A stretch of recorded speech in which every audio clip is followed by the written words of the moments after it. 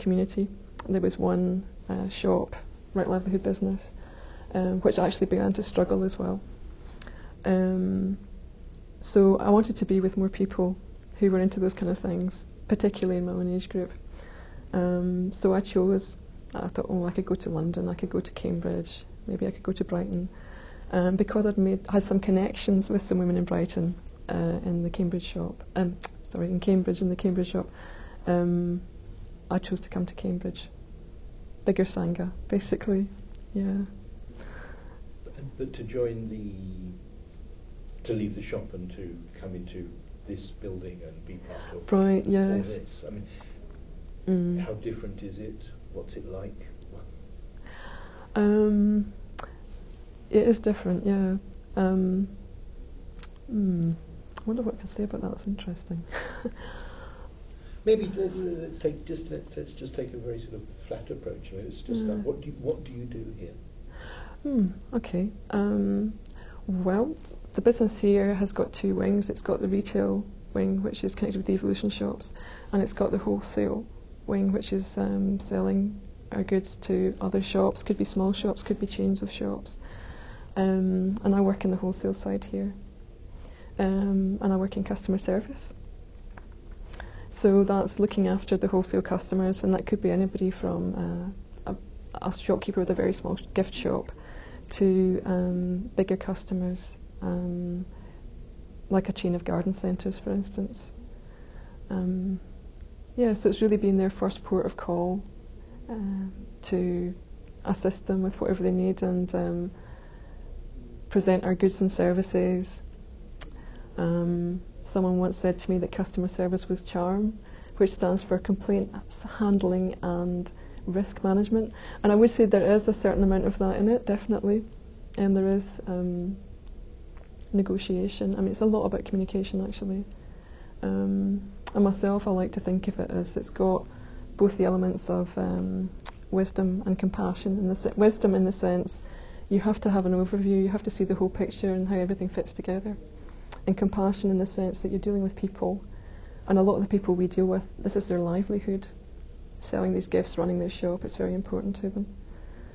Yeah, and I enjoy it. I think when I came here, this was the only job I was willing to do, actually, here at the warehouse.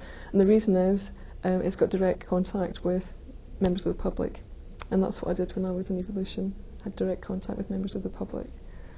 And I like that. I kind of need that to sort of keep my fire going, as it were. Do you work alone, or are there several of you doing it? Oh no, and I work as part of a team, yeah, which has been probably a core inspiration for me, actually. The idea that through working together and all contributing, something can happen in that intercommunication that wouldn't happen if you were working alone. That really you can create something that's more than the sum of its parts.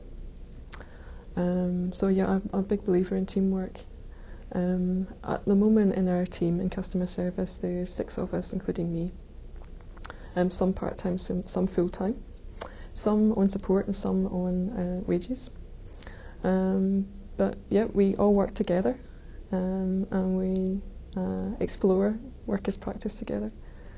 And I see it as a wonderful adventure, actually, and exploration of what can happen when people who practice in their own way choose to be in this world, that's not somewhere else like a retreat centre, actually be what most people have to deal with.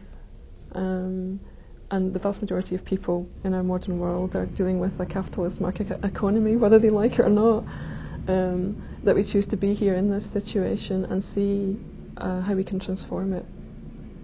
You know, so that's quite an inspiring element for me as well. You say some of the people in your team take a wage and some are on support, Yeah. and some presumably are in communities and some maybe not. So things have changed in recent years, you know, from it being a monolithic culture to being something much more diverse. How have you lived with those changes? Has that been interesting, difficult? Yeah. At first, I found it difficult. I admit. I'll interrupt. I've asked you a question, but it will be a non sequitur answer. Sure. So if you could just maybe introduce your answer by Sure. phrasing Okay. the question. Okay. Yeah. I see what you mean.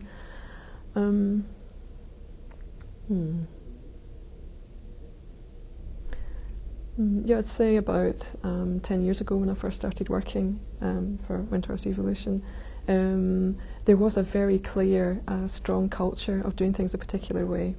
It was a very particular vision, which involved people receiving an allowance to support them, not a wage, an ideal of living together in a community, an ideal of everybody working full-time, being part of the same team, and putting the best part of their energy into work as practice. And that was really exemplified in Cambridge, actually, where they used the phrase the semi-monastic ideal. So it was trying to have as simple a life as possible, using this allowance idea to really think about, well, is this something I just want, or is it something I really need?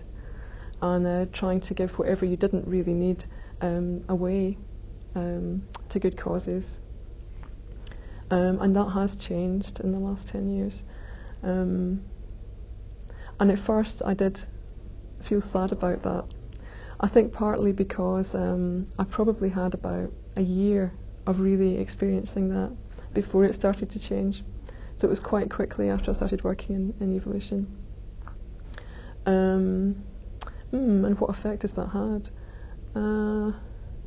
Well, I think at first there was a bit of uncertainty in me and other people, because you'd such a strong, clear thing that you were aiming for, and then suddenly it was a bit of a mishmash, and it was how to deal with that. But what I've seen over the course of time is actually a kind of reinvigoration happening. Because what also happened with having such a clear